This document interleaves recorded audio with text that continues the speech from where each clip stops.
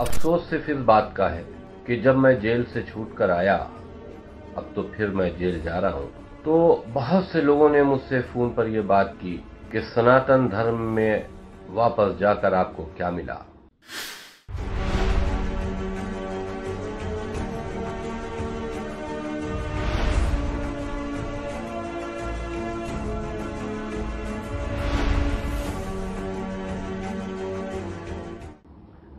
हर हर शंभू, जय श्री राम। हो सकता है कि मैं किसी फिदाइंग हमले में मारा जाऊं, क्योंकि जैसी हमको सूचनाएं मिल रही हैं तो मेरी जिंदगी का कोई ठीक नहीं है। मुझको तो यहाँ तक सूचना मिली है और पहले हुआ भी है। लोगों ने कोशिश की है।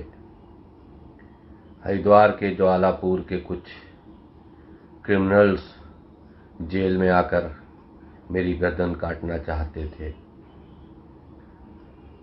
जेल की सख्ती की वजह से ऐसा नहीं हो पाया, लेकिन फिर भी आज भी जो इस्लामिक कट्टरपंथी अपराधी प्रवृत्ति के लोग हैं, हीरो बनने के चक्कर में मेरी गर्दन काटना चाहते हैं और आतंकी संगठनें खुदकुश हमला करके मेरी हत्या करना चाहती हैं। खैर, उस चीज से तो मुझे कोई परवाह नहीं है, क्योंकि जो कदम हमने उठाया है बहुत सोच समझ कर उठाया है। हाँ, अफसोस सिर्फ इस बात का है कि जब मैं जेल से छूट कर आया, अब तो फिर मैं जेल जा रहा हूं। तो बहुत से लोगों ने मुझसे फोन पर यह बात की कि सनातन धर्म में वापस जाकर आपको क्या मिला। सवाल था। मैं समझता हूं, जिस वक्त आतंकी गतिविधियों से, इस्लामिक जिहाद से और इस्लाम में बच्चों को दी जा रही कट्टरपंथी शिक्षा से, इस्लामिक क्रूरता से मैं परेशान था, तो 1400 साल पहले पता नहीं कितनी नस्लों के बाद हम अपने घर वापस हुए और घर वापसी करके हमने सनातन धर्म को कबूल किया, क्योंकि सनातन धर्म से हम पहले से ही प्रभावित थे। भगवान महादेव, भगवान श्री राम, देवी देवता, भगवान श्री कृष्ण और खास करके हिंदू संस्कृति, जिस तरह से हिंदू समाज में लोगों के अच्छे विचार हैं, अच्छे रवैये हैं, तो उससे हम पहले से प्रभावित थे। तो हमने घर वापसी को सही समझा, आज भी सही समझता हूं। लेकिन थोड़ा सा अफसोस ये हुआ कि मेरे साथ एक ऐसा रवैया अपनाया गया जैसे कि कोई बहुत पुराना कोई रिश्तेदार घर वापस आ जाए और उस परिवार में जितने लोग उस वक्त के सदस्य हैं, उनमें जो आपस में खुद का प्रेम है और जो प्रेम बाहर से आए हुए पुराने रिश्तेदार को दिया जाना चाहिए, पता नहीं क्यों हमको नहीं लगता कि हमको वो प्यार और मोहब्बत मिली। मैं आज खुलकर इसलिए बात कर रहा हूं क्योंकि मेरी जिंदगी का कोई ठीक नहीं है। मैं बहुत डिप्रेशन में भी हूं। हो सकता है दुश्मनों से मरने से बेहतर मैं ये फैसला करूं कि मैं अपने जीवन को खुद समाप्त कर लूं, लेकिन मैं सनातन में हूं और मरते दम तक सनातन में ही रहूंगा। लेकिन बहुत से लोगों ने हमारा इस बीच में साथ भी दिया और बहुत से लोगों ने जो शुरू में साथ दिया वो फिर साथ छोड़कर चले भी गए। और बहरहाल मैं सबका शुक्रगुजार हूं, साथ देने वालों का भी और जो छोड़ के चले गए उनका भी, और सनातन धर्म के जितने भी मानने वाले हैं, जो आम लोग हैं, हमें मालूम है वो आपसी फूट का शिकार हैं। राजनीतिक फूट, कुछ सियासी पार्टियां एक विशेष समुदाय के 10 से 11% वोट हासिल करने के लिए, उनको खुश करने के लिए बहुसंख्यक समाज को कुचल रही हैं, क्योंकि उनको सत्ता पर कब्जा करना है, वो जीत कर सत्ता हासिल करना चाहते हैं। कुछ अपने मफाद के लिए ऐसा कर रही हैं, कुछ सनातन धर्म में जो जाति भेदभाव है बहुत हद तक खत्म हो चुके हैं, लेकिन फिर भी उसका थोड़ा बहुत असर है। आपसी फूट अगर हम पर में ना होती तो 1000 साल तक हम गुलाम ना रहे होते। हिंदुस्तान की सनातनी संख्या कभी कम नहीं थी। जिस वक्त मंगोल से और जिस वक्त अफगानिस्तान से हिंदुस्तान को लूटने लुटेरे आए, वो थोड़ी सी तादाद में थे, लेकिन हम बहुत ज्यादा थे। लेकिन अफसोस की बात यह है कि हम में उस वक्त भी फूट थी। हमारे लड़कियों को यहाँ हिंदुस्तान से उठा के ले गए।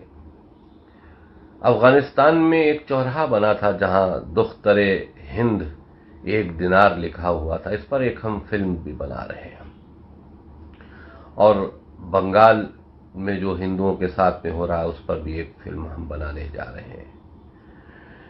तो दुख्तरे हिंद यानी हिंदुस्तान की बेटी, और नंगा करके हिंदू लड़कियों को वहां पर 1 दिनार में बेचा जाता था। हमारे 20 से लड़कियों को वो लुटेरे उठा के लेके जाते थे, लेकिन अफसोस की बात है कि आपसी फूट की वजह से या अपना अपना हित देखकर हम खामोश रह जाते थे। आज भी वैसे ही हो रहा है। हम ये समझते हैं हिंदुस्तान में आजादी के बाद बहुसंख्यक समाज को तो पाकिस्तान में आजादी मिली, लेकिन हिंदुस्तान में अल्पसंख्यक समाज को ज्यादा आजादी मिली, जिसकी वजह से वो कभी भी सनातन धर्म के देवी देवताओं के खिलाफ या हिंदू समाज के लोगों के खिलाफ खुलकर चैलेंज करते हैं या गाली देते हैं, तो आर्टिकल 90 के अंतर्गत वो ये समझते हैं कि उनको ये कहने का अधिकार है। लेकिन अगर कोई भी सनातनी या कोई भी हमारा जैसा व्यक्ति किताब में लिखी हुई बातों को अगर कह देता है तो उसको हेट स्पीच में मान लिया जाता है। तो बड़ा अफसोस की बात है, और अफसोस के साथ में मैं ये भी कहना चाहता हूं कि हम लोगों को, हमारे बच्चों को आज भी यूनाइट होने की जरूरत है। जब तक हम आपसी मतभेद, जात पात को भूलकर यूनाइट नहीं होंगे, तो जिहाद जैसी समस्या से हम परेशान हमेशा रहेंगे। ये इस्लामिक आतंकवाद जो पूरी दुनिया में एक आतंक का सबब बना हुआ है, हिंदुस्तान उससे अछूता नहीं है। आए दिन सनातन धर्म के जो कुछ कमजोर लोग हैं उनकी गर्दनें भी काटने की खबरें आया करती हैं। लेकिन अफसोस की बात यह है कि कुछ सेकुलर लोग हमारे देश में, सेकुलर होने का मतलब ये नहीं है कि आप किसी जुल्म के खिलाफ आवाज ना उठाएं। हम इंसान हैं और इंसान से मोहब्बत करते हैं, लेकिन अगर किसी के ऊपर जुल्म हो रहा है तो उस पर हमें आवाज जरूर उठानी चाहिए, और खास करके अगर किसी अपने पर जुल्म हो रहा है तो जरूर बोलना चाहिए। नहीं तो जालिम की ताकत बढ़ती है और फिर से जुल्म करने की वो जुर्रत करता है। हमको अपनी आवाज उठानी चाहिए, कानूनी कार्रवाई करनी चाहिए। मैंने सोचा कि पता नहीं कब तक जिंदा रहूं, आपसे शेयर कर लूं। बहुत कुछ दर्द है। मैंने अपने दर्द के ऊपर एक किताब भी लिखी है, शायद मेरे मरने के बाद वो शाया होगी। उसमें बहुत कुछ हमने लिखा है, हमने क्या खोया और क्या पाया। मुल्लाओं ने हमारे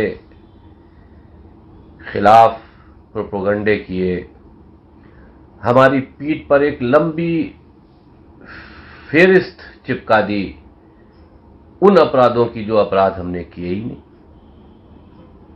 क्योंकि हम आतंकी मानसिकता का शिकार हो चुके थे। जब से हमने समाज में बदलाव की बात की थी, तब से कट्टरपंथी विचार रखने वाले मुल्ला हमारे खिलाफ हो चुके थे। सरकारी मददों से उन्होंने हमारे खिलाफ पता नहीं पूरे देश में कहां कहां फर्जी मुकदमे लिखवाए, और वो लिखे भी गए, और मैं उस गुनाह में शामिल नहीं हूं।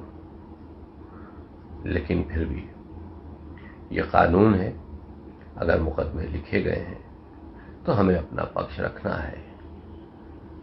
जब तक जिंदा हूं तब तक सनातन के लिए लड़ूंगा।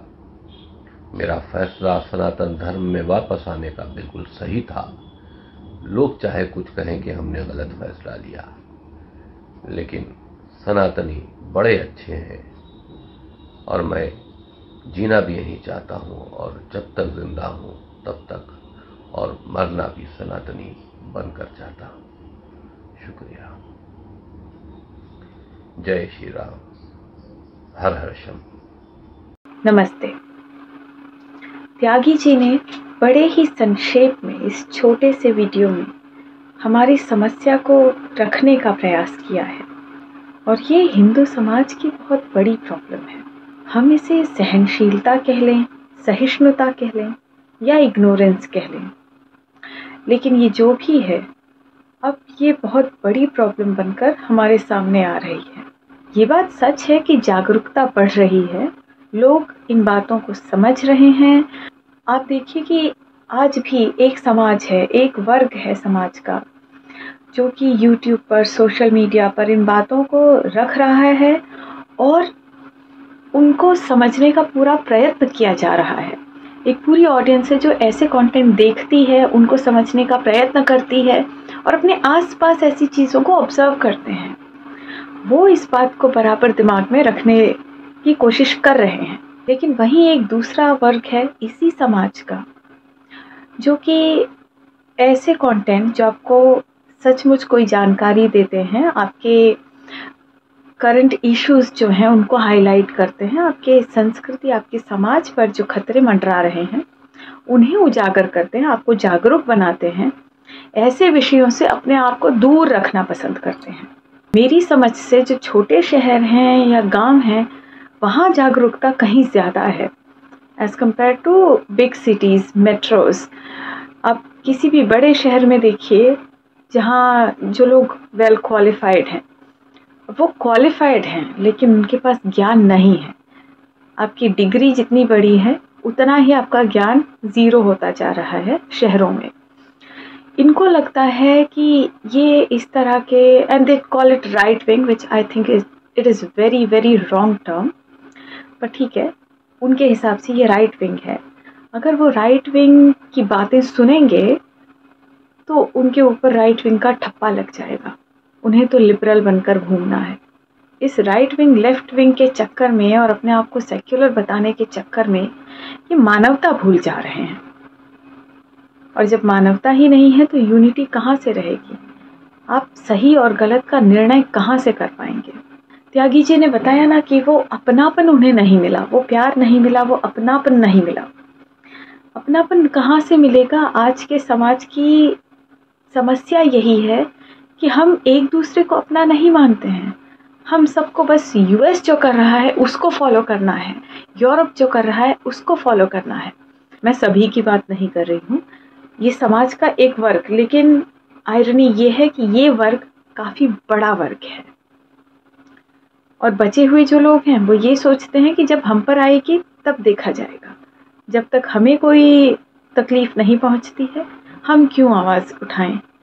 ये सोचने का विषय है कि यदि हमारा समाज थोड़ा सा भी जागरूक होता, हम में थोड़ी सी भी यूनिटी होती, तो क्यों किसी कन्हैया लाल, किसी उमेश को ले या किसी का भी सिर उतारा जाता? नुपुर शर्मा, इतना हंगामा क्यों होता जबकि उन्होंने ऐसी कोई बात नहीं कही जो गलत हो?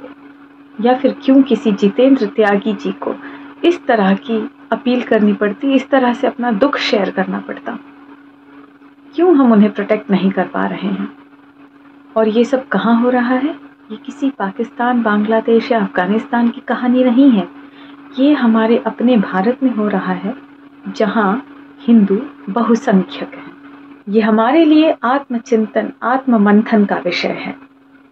जय श्री राम, वंदे मातरम।